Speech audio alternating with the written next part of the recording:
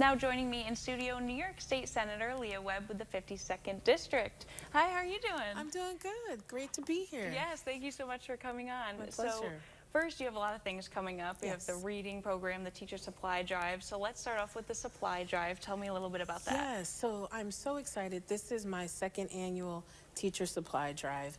And the reason why I started this particular initiative around this time of year, because we're all excited, school's around the corner. Well, maybe some of us are more excited Yeah. than others about school being around the corner. But my teacher supply drive, I started it because there are often a number of school supply drives, which are very important. But I wanted to do a little twist because we know educators are often providing supplies to our students and their families throughout the year. And so I thought this would be a great way to address both needs, both for supporting educators and also for our students. And so this is our second annual teacher supply drive, and it's happening across the district. And I have 10 different drop-off locations. I have several here in Broome County, along with Tompkins and Cortland County. And so we are asking for community members to provide new or unused supplies. So things like highlighters, pens, pencils, loose leaf paper. Yes, we still use loose leaf paper. Thank goodness we're still using that. Absolutely. Composition books, also hand sanitizer, tissues. And so again, we have 10 drop-off locations. I'll lift up a couple that are here in Broome County. So my office at 44 Hawley Street is a drop-off location.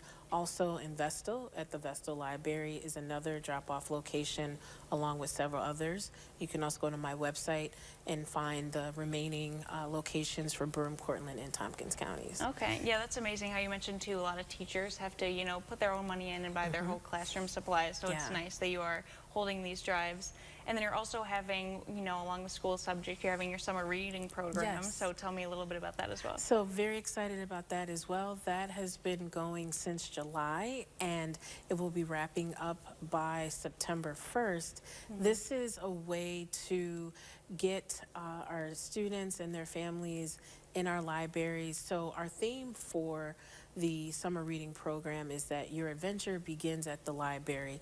I have many fond memories as a child, and most certainly as growing up, going to the library, reading books.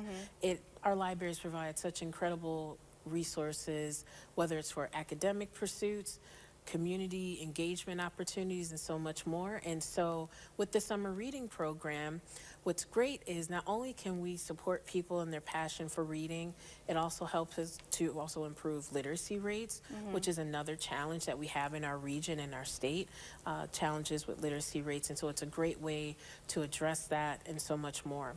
So when you participate, because I also recognize it's the summer and a lot of folks like to be outside, understandable. So I'm only asking for you to read 3 books and we have a form that you fill out online at my website. And also we have forms at our local libraries to let me know that you have read your 3 books. And we work with parents and guardians. They have to complete the form, submit it, and upon submission, you will receive a certificate of achievement from the New York State Senate on my behalf. And it's a great way to connect our community with the library, explore more opportunities for reading, address literacy, and so much more. Yeah, I remember as a kid, they always had things at the library too, and it was so Yes. nice to go for like story times and just like reading books. And like you said, like the literacy rates, especially with technology now. So it's great to keep people in, reading as well. And I know you held these 2 programs last year as Yes. well, right? So do you have Yes. any, success stories or how they kind of went last year? So I'll start with the summer reading program. This is an initiative that we've been doing in the Senate for some time. And so during my time and being in the Senate, I've really tried to augment it for all the reasons that I mentioned. Our libraries really are such an important stakeholder for so many reasons. And so it's been amazing to hear stories of kids who have gone well beyond 3 books. There are students who have read 100 books during the summer to not only because they enjoy reading, but also you get recognized. And it's good because, again, it gives the family more time together. it also is just a great way to support. So that's definitely been one of the highlights of our Yeah. summer reading program. And with the teacher supply drive, last year compared to this year, we actually added more sites so that we can reach even more educators in their classrooms. So that's definitely a highlight for me, is that we're growing, we're continuing to grow. And so again, I would be remiss if I didn't let folks know that the teacher supply drive is going until September 6th. So right before school starts, right there on that cusp. Okay, perfect. And then, so you're making some changes to your foundation aid formula. So can you tell me a little bit Yes. about that? So shifting from programs to policy, which is the other part of the good work that we do in the state legislature. So I have been a longtime education advocate well before being in the Senate, and the foundation aid formula for folks at home, whether you're in education or not, this is the funding formula that helps our schools to know how much funding they're going to receive. So years ago, there was a lawsuit filed because the formula that was used back then was creating even further disparities in how our public schools are getting funded. And so in communities like ours, where we have small city or rural schools, they weren't getting their fair share of funding. And so you would see things like crumbling infrastructure, packed classrooms, and so much more. And so the foundation aid formula is used to determine funding that our schools get, and for various purposes. So it hasn't been updated since the early 90s. So this is one of our most largest education reform policies we've done in decades. During this recent budget cycle, we had challenges with trying to sustain funding, and so it's due in large part to this formula.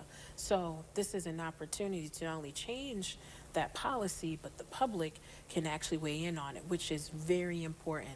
So right now, the Rockefeller Institute of Government, they just concluded doing public hearings, but community members, educators, advocates can still provide public input by written testimony. And so the community has until September 6th, 11:59 p.m. Eastern Standard Time, to provide written testimony. And I'm encouraging community members here in the Southern Tier to raise their concerns about challenges that they're experiencing in schools as it pertains to being impacted by limited funding, and so how, as a state, we can help to address it. And so it's important that our community really utilizes this opportunity to lend their voice to this very important education policy that impacts everyone that's in public schools, K-12 and so on. Okay, well, thank you for doing all of this, and this is a good time with the education and the programs you're holding and the changes that you're making as well. So how can people go about finding more information on your programs or how to write in? Yes, absolutely. So again, for the Foundation Aid formula, if you go to the Rockefeller Institute for Government, their website, there's a tab that says Foundation Aid Study. Just go there and just click on the link and you can submit your written testimony. Also, for other programs and events and more information about the Foundation Aid funding formula, you can also go to my website for the New York State Senate. In addition, with the summer reading program and the teacher supply drive, also go to my website where I have the listings of all the locations for dropping off the teacher supplies, and then also with the summer reading program. So the summer reading program goes until September 1st, so people still have time to get those books in and also get their respective certificates of achievement. And then, as I mentioned earlier, for the teacher supply drive, we're doing this from August 14th until September 6th.